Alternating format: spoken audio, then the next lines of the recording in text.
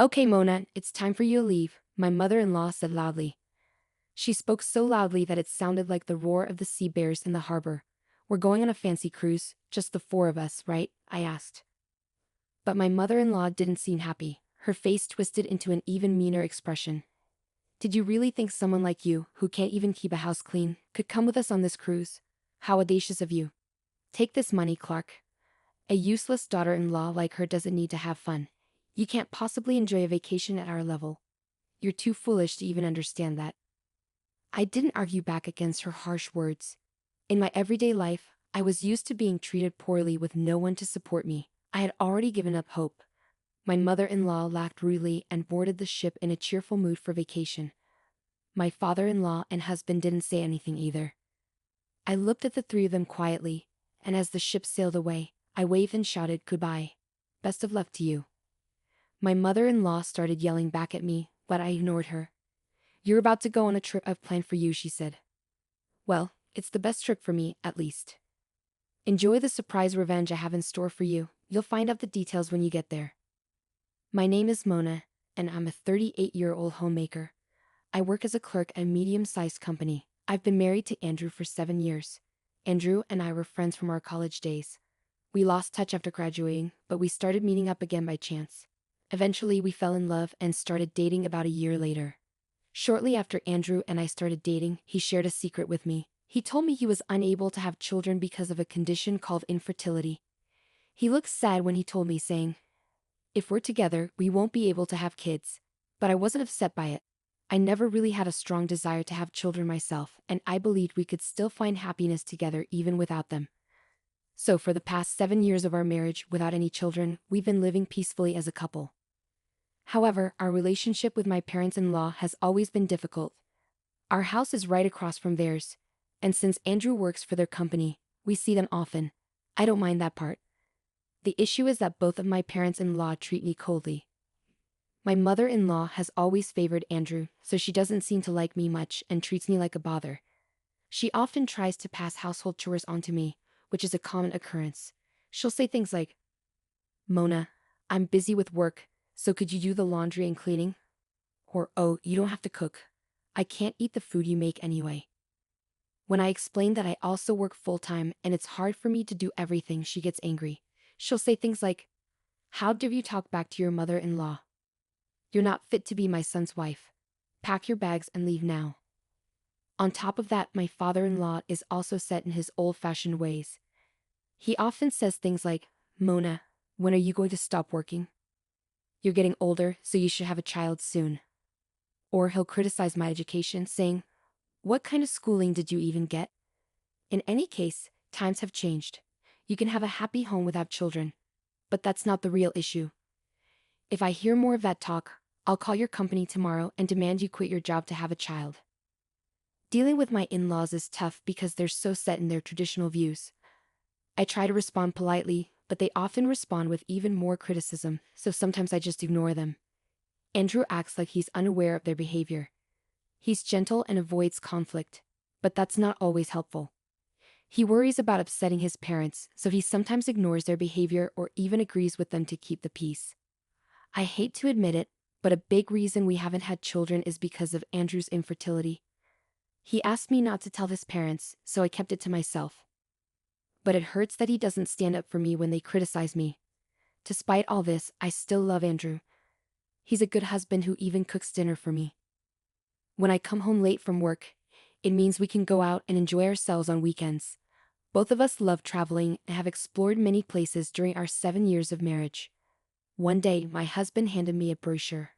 "Mona, wouldn't it be amazing to go on a luxury cruise ship? I've never been on one before, only on a ferry." That sounds like so much fun, but we don't have that kind of money right now.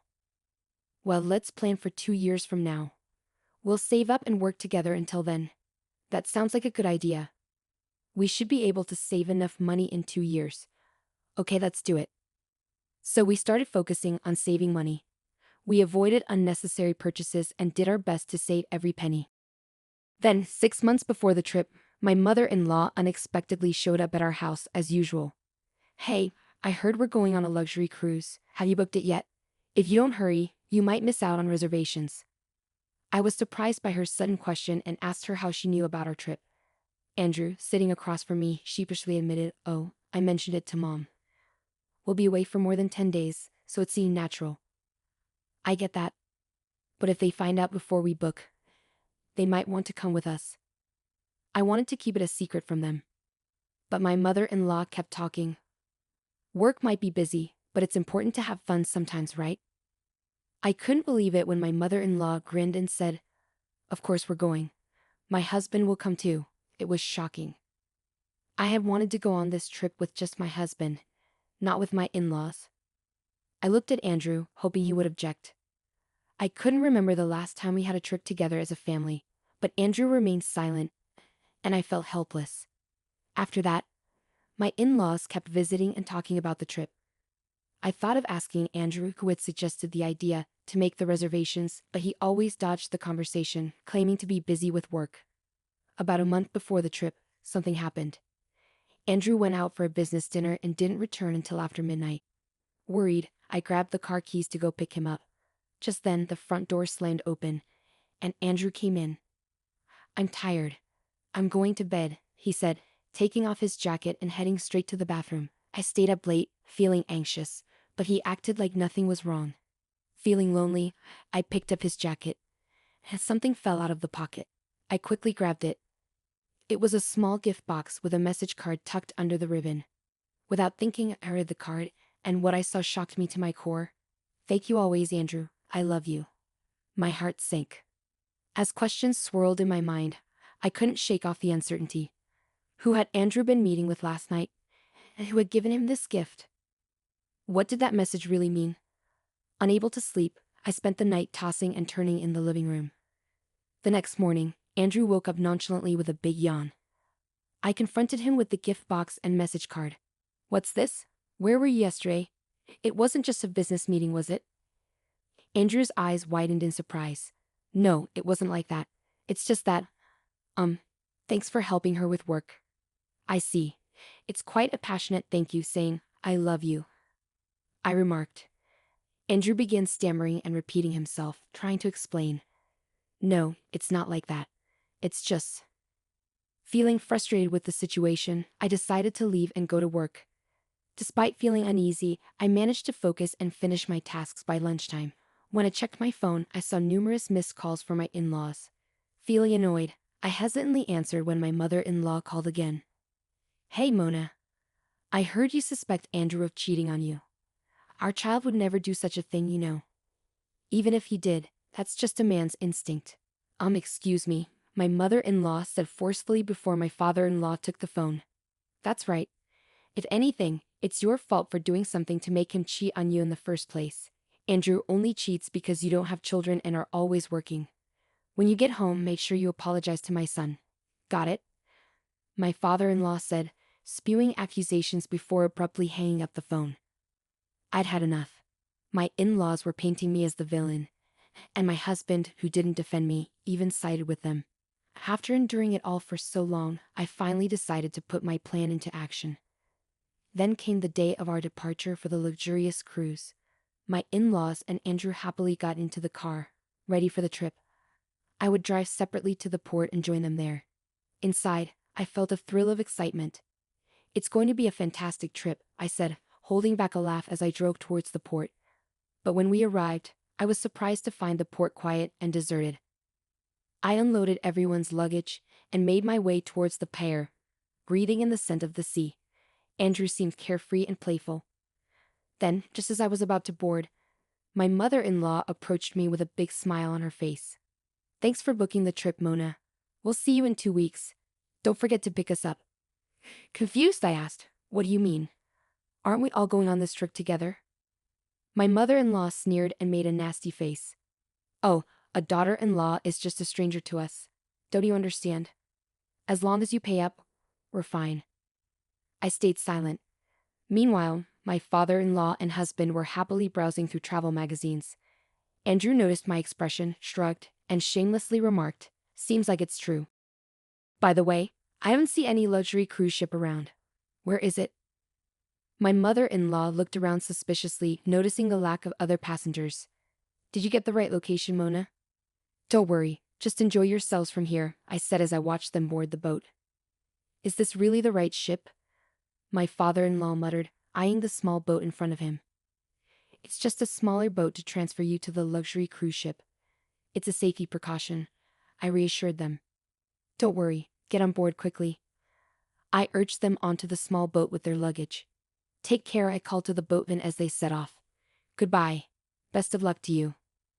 With a big smile, I waved goodbye to them. I thought I heard my mother-in-law shouting something, but I ignored it. Once they disappeared from view, I gathered my things and headed back to the car, hoping for a fun trip ahead.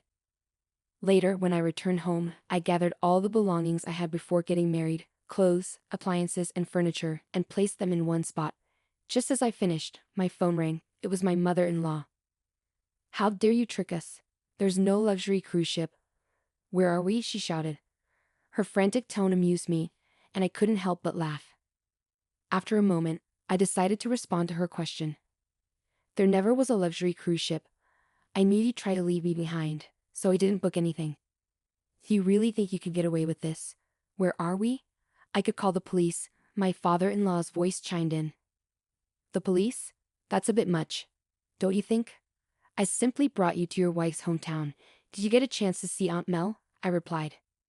Once again, my mother-in-law shouted. What are you talking about?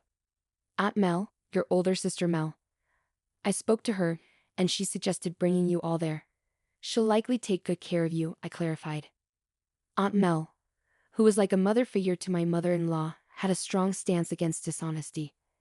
Despite only meeting her a few times at family gatherings, we had always gotten along well. So, I decided to open up to her and share everything I had been going through with my in-laws and husband.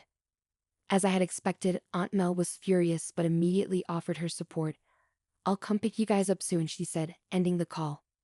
Shortly afterward, I moved to a new apartment closer to my workplace, which made my daily commute much easier. During the move, I collected evidence of my husband's infidelity. He had been careless, leaving behind plenty of proof.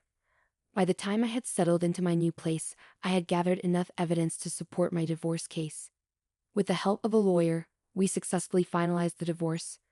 I also sought compensation for the emotional damage caused by the affair. The lawyer who met with my ex-husband, Andrew, reported that he looked devastated and exhausted. Meanwhile, Aunt Mel, a well-known sports instructor in the local community, had been keeping my in-laws and Andrew extremely busy from morning till night. They were now living a life as demanding as the one they had imposed on me. Aunt Mel mentioned that if they genuinely repented, they could be released from their duties. However, my in-laws' family business had practically gone bankrupt, and they had nowhere else to turn. But their struggles were no longer my concern. I simply hoped to never have to see them again. On a brighter note, I've recently met a kind and understanding man who accepts me, including my divorce and all that led up to it. Once his work becomes less hectic, we plan to get married. Although my journey to happiness has been challenging, I'm looking forward to a joyful life with someone who always prioritizes me.